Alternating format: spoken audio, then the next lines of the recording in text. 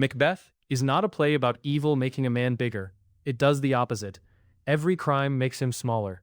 That is the point people blur when they talk about ambition, like it gives him dark grandeur. It does not. Macbeth ends with power in his hands and almost nothing left inside him. So the usual reading is too flattering? Yes, people turn him into a huge tragic force, as if murder unlocks some grand version of himself.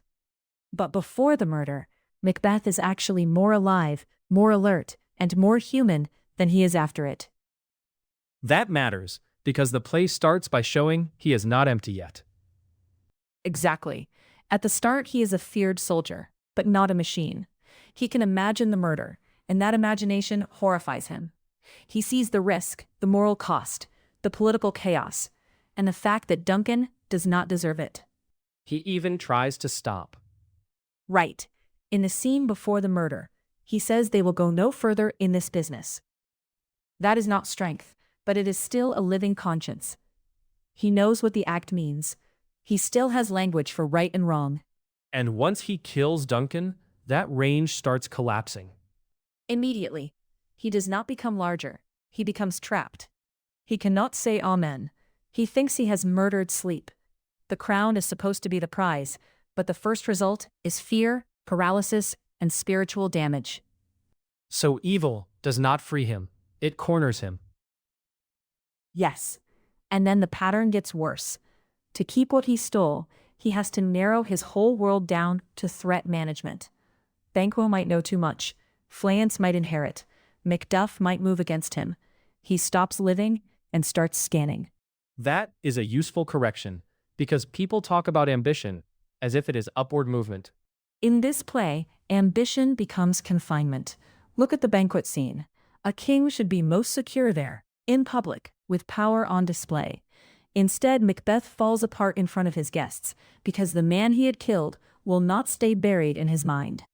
And Lady Macbeth cannot even control the damage then. No. Their partnership shrinks too. Early on, they plan together.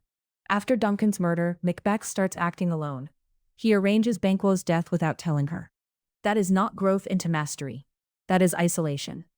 He gains authority and loses contact.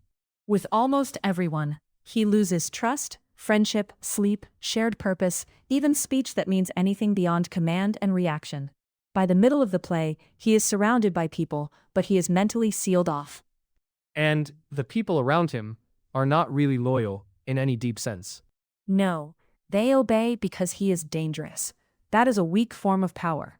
If your rule depends on fear alone, then every silence in the room becomes suspicious. Macbeth feels that. He has the title of king, but not the inner security of one. This is where the play gets brutal. The win is already rotten. Exactly. He wanted the crown as if it would complete him. Instead, it empties out the things that made life worth having. He cannot enjoy safety, because he knows how power was gained, and how easily it can be taken back the same way. And near the end, even meaning itself starts draining away. That is the final shrinkage. By the time we reach the end, Macbeth is not some giant soul blazing in darkness. He is emotionally exhausted and spiritually hollow. When he hears of Lady Macbeth's death, the response is almost blank.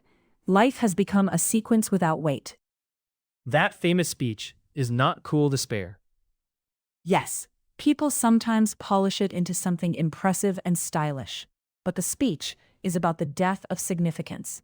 Tomorrow and tomorrow and tomorrow is what a man says when action has consumed purpose. He still exists, but he no longer finds substance in existing. So even his language thins out into futility. It does. At the start, he can weigh consequences. Near the end, he talks like someone whose inner world has been burned down. That is what evil has done for him.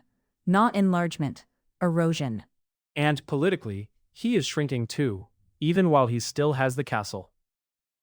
Yes, his support is falling away. Scotland is sick under his rule. The Thames turn. Macduff has real purpose. Malcolm has a future to offer.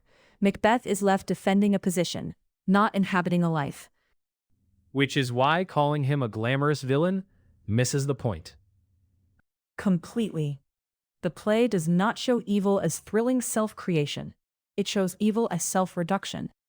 Macbeth kills to become more, and each killing strips something else away, until he is a ruler with no rest, no intimacy, no trust, and no meaning. So, if you want the simplest hard reading, it is this. Macbeth does not rise through evil. He wastes through it. The crown makes him visible, but evil makes him small.